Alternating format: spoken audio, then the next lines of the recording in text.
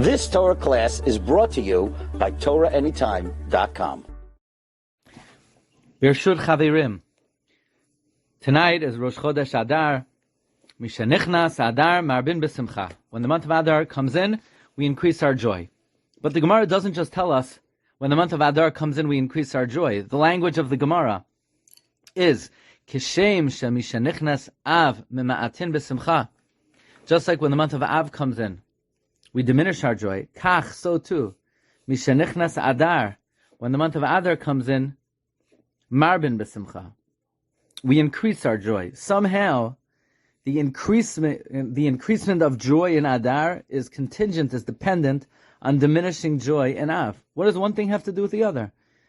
Just like when we diminish joy in Av, so too we should increase joy in Adar. If you're supposed to be happy in Adar, the Gemara should say, be happy in Adar. If you're not supposed to be happy, then the Gemara doesn't have to say anything. But why is it dependent on diminishing joy in Av? There is an amazing idea brought in the Sefer Yosef Lekach. Yosef Lekach was written by Rabbi Glatstein Ashkenazi, one of the most important Perushim on the Megillah. And there he discusses the mitzvah of Chayiv Inish Lebesume Bepuraya Adolayada Ben Arur Haman Lebaruch Mordechai. One is obligated to become inebriated on Purim until he doesn't know the difference between Arur Haman and Baruch Mordechai. Is this a good idea? Is this a good idea to have a mitzvah, to drink so much and become so intoxicated that somebody doesn't know if they're coming or going? The whole Sefer Mishlei, it talks about the pitfalls, the dangers of drinking. And now we have a mitzvah to drink? Says Yosef Lekach, this mitzvah is very important. Because we have to know, when was Purim legislated? It's in the aftermath of Churban Beit HaMikdash. How could we tell people to rejoice, to be happy in the aftermath of the Churban, in the shadows of the destruction of the Beit HaMikdash?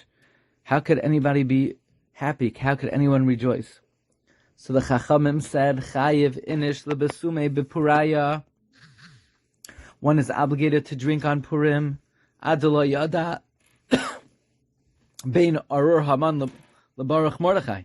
Till he doesn't know the difference between cursed is Haman and blessed is Mordechai. But what they meant to say is Chayiv Inish Lebesume Bepuraya Ad Deloy Zachar Churban Beit HaMikdash. Drink so much that you don't remember the Churban. Drink so much that for a short amount of time, for one day, you lose focus on the Churban. The only way to rejoice on Purim in the aftermath of the Churban is to drink. But it wouldn't have been nice if they would have said, drink so much that you forget about Churban. Is that nice? So they couched it in the following terminology. Chayv inish lebesume bepuraya, adelo yada ben ar haman lebaruch Mordechai. But the real thing, the real objective of the mitzvah was to forget about Churban. It's interesting, Shaarei brings from Rabbi Yaakov Emden that even though at every Su'udah, even Su'udat mitzvah, one is supposed to make a zecher l'Churban, there's one exception. That exception is Su'udat Purim. Why don't we have to make a zecher l'Churban at Su'udat Purim? Because the whole purpose of Su'udat Purim is to forget about the Churban. So you're going to make a zecher l'Churban at the Su'udah? Now, accordingly, the language of the Gemara is beautiful. Kishem shemishenichnas Av mema'atin b'simcha. Just like when the month of Av comes in, we diminish joy. Kach, so too. Mishenichnas Adar. When the month of Adar comes in, Marbin b'simcha, we increase joy.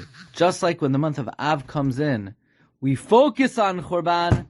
When the month of Adar comes in, for a little bit, we defocus. We could forget about Churban Beit HaMikdash. So, tonight begins Chodesh Adar. The Ribbon Shem should infuse us all with a month of Simcha, Yeshuos, the Nachamos, Vayehudim, Hayata, Ora, V'Simcha, V'Sason, V'Ikar, Kein Tihiyeh Lanu.